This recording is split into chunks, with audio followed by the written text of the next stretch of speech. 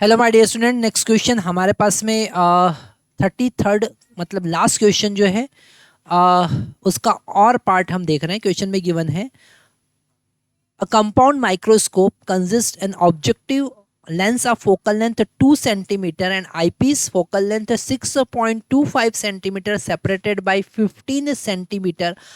How for from the objective should an object be placed in order to obtain the final image? 8 first part है इसका, the least distance of distinct vision. Okay 25 centimetre पर final image बने तो object को कहाँ पे रखना होगा।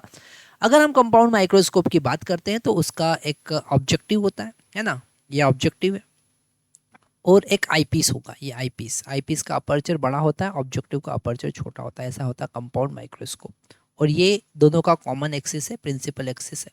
ओके अब हमने यहाँ पे सामने कोई ऑब्जेक्ट रखा, छोटा सा ऑब्जेक्ट है क्योंकि माइक्रोस्कोप है तो माइक्रो ऑर्गेनिज्म या फिर माइक्रो छोटी छोटी चीज़ों को देखने के लिए हम यूज़ करते हैं ए बी। ओके और मान लेते हैं ये हमने यू नॉट डिस्टेंस पे रखा है ना, क्योंकि ये ऑब्जेक्टिव है जिसका फोकल लेंथ एफ नॉट है और इसका इमेज यहाँ इन्वर्टेड बनेगा। इन्वर्टेड बनेगा कहाँ पर बनेगा, ये A dash B dash inverted image बना और बना इमेज वी नॉट पर। ठीक है, वी नॉट पर बना। अब ये इमेज इसके लिए ऑब्जेक्ट की तरह बिहेव करेगा। ओके तो ये हो जाएगा यू ई। ओके और इसका इमेज यहाँ पीछे बनेगा। ठीक है, क्योंकि हम यहाँ पर इसका जो पोल है, ओके जो ऑप्टिकल सेंटर है पी ई और इसका जो फोकस है एफ ई, उसके बीच में इस इमेज को एडजस्ट करते हैं, मतलब वर्चुअल उसके पीछे ही इमेज बनेगा। और यहाँ पर जो हमारा वी ई है वो 25 सेंटीमीटर गिवन है। ओके तो अगर हम इस ट्यूब लेंथ की बात करें जो कि 15 सेंटीमीटर गिवन है, तो ट्यूब लेंथ जो होगा 15 centimetre is equal to v naught plus u e होगा। मतलब पहले हम यू ई फाइंड करेंगे, यू ई से वी नॉट फाइंड करेंगे और वी नॉट से यू नॉट फाइंड करेंगे, दैट्स इट। तो सबसे पहले हम वी यू ई फाइंड करते हैं। तो यू ई फाइंड करने के लिए अगर हम आईपीस की बात करें, अगर हम आईपीस की बात करें तो हम फार्मूला लगाएंगे 1 by v e minus 1 by u e equal to 1 by f e. Okay इसे सॉल्व करेंगे तो 1 बाई यू ई का वैल्यू कितना है -25 माइनस सॉरी वी ई का वैल्यू -25 क्योंकि फाइनल इमेज कहाँ पे बनना है, लिस्ट डिस्टेंस पे बनना है, अब डिस्टिंक्ट विजन। और यू ई का वैल्यू हमको फाइंड करना है is equal to 1 by f e का वैल्यू 6.25 की बन है। ओके प्लस तो यहाँ से -1 बाई यू ई जो होगा वो 1 divided by 6.25 plus 1 divided by 25 होगा। ओके अब इसे आगे सॉल्व करने के लिए हम यहाँ पर कैलकुलेशन कर लेते हैं थोड़ा सा। -1 बाई यू ई है ना इज इक्वल टू, है ना, इसको हम लिख सकते हैं 100 डिवाइडेड बाई 625।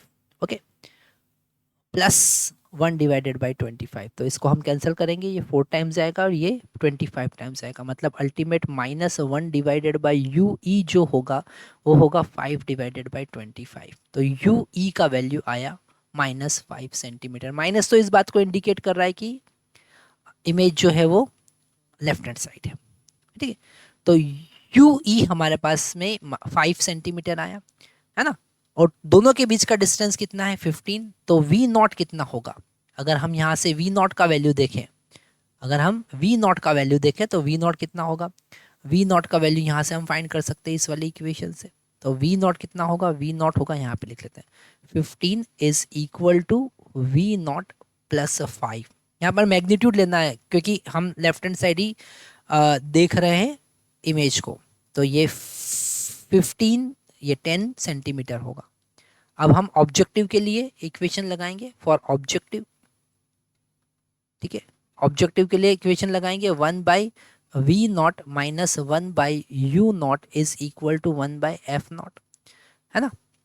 तो 1 बाई वी नॉट का वैल्यू, वी नॉट का वैल्यू कितना है 10 सेंटीमीटर प्लस 10 सेंटीमीटर क्योंकि राइट हैंड साइड इमेज बना है, माइनस 1 बाई यू नॉट हमको फाइंड करना है, वही फाइंड करना है कि ऑब्जेक्ट कहाँ पे रखा हुआ है और एफ नॉट का वैल्यू 2 तो 1/2 है ना। ऐसे आगे सॉल्व करेंगे तो 1/u0 माइनस का इज इक्वल टू 1/2 माइनस 1/10 है ना। इसे सॉल्व करेंगे तो हमको मिलेगा यहाँ पर 5 का multiply 5 minus 1 that is 4/10। Okay, u naught का वैल्यू हमको यहाँ से मिल रहा है 10/4 that is equal to 2.5 centimetre. मतलब यहाँ से हम माइनस का आएगा, यहाँ पर हम u naught is equal to minus 2.5 centimetre. Okay, तो हम यहाँ पर लिख सकते हैं जो आंसर है, आंसर क्या है, आंसर जो आया u naught is equal to 2.5 centimetre. Okay, इसी का बी पार्ट हम सॉल्व करेंगे। बी पार्ट में यहाँ पर गिवन है अगर फाइनल इमेज इनफाइनाइट पे बने तो क्या करना है। सेम हम वापस से इसी कॉन्सेप्ट को समझ सकते हैं, बड़ा इजी हो जाएगा।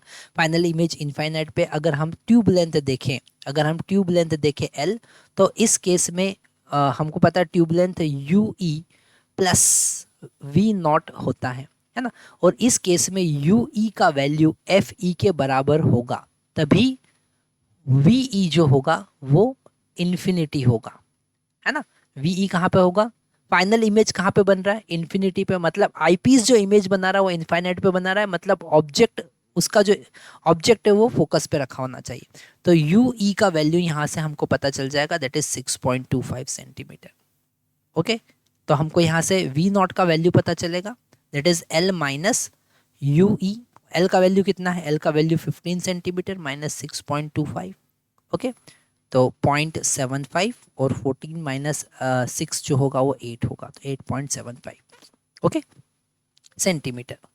अब हम यहाँ पर ऑब्जेक्टिव के लिए 1/v0 minus 1/u0 is equal to 1/f0 लगाएंगे, है ना। तो 1/v0 हमको पता है प्लस 8.25 होगा, 57 होगा। ओके, 8.57 सॉरी 75 माइनस 1/u0 का वैल्यू निकालना is equal to 1 focal length, यहाँ पर ऑब्जेक्टिव की 2 सेंटीमीटर गिवन है। आगे सॉल्व करते हैं तो 1/u0 वो भी नेगेटिव का इज इक्वल टू 1/2 माइनस इसको हम 100 डिवाइडेड बाय 875 लिख सकते हैं, है ना। तो ये हो जाएगा 875 माइनस 200 डिवाइडेड बाय 2 इंटू 875। इसे सॉल्व करेंगे तो यू नॉट का वैल्यू हमारे पास में आएगा 2 इंटू 875 डिवाइडेड बाई 675। ओके, इसे हम आगे सॉल्व करेंगे तो हमको फाइनल लोकेशन मिलेगा। ओके, और वो होगा -2.6 सेंटीमीटर। कितना होगा, 2.6 सेंटीमीटर। ठीक है, तो बड़ा इजीली हम यहाँ पर सॉल्व कर सकते हैं। यहाँ पर उन्होंने कहा है what is the magnifying power. Okay, दोनों केस में हमको मैग्नीफाइंग पावर भी फाइंड करना है। फर्स्ट वाले केस में magnifying power in each case, है ना। तो मैग्नीफाइंग पावर अगर हमको फाइंड करना है, ये हम यहाँ पे डिलीट कर देते हैं। दोनों केस में मैग्नीफाइंग पावर हमको फाइंड करना है। तो मैग्नीफाइंग पावर फर्स्ट केस में हमारे पास फॉर्मूला होगा magnifying power m is equal to minus v naught by u naught in the bracket 1 plus d by f ई।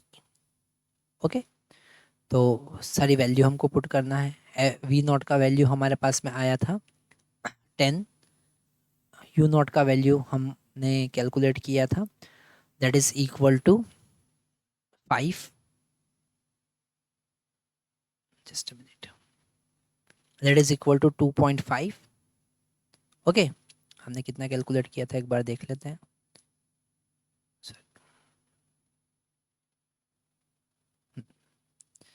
यहाँ पर 2.5 कैलकुलेट किया था। ठीक है, तो 2.5 इन the bracket 1 plus 25 divided by 6.25।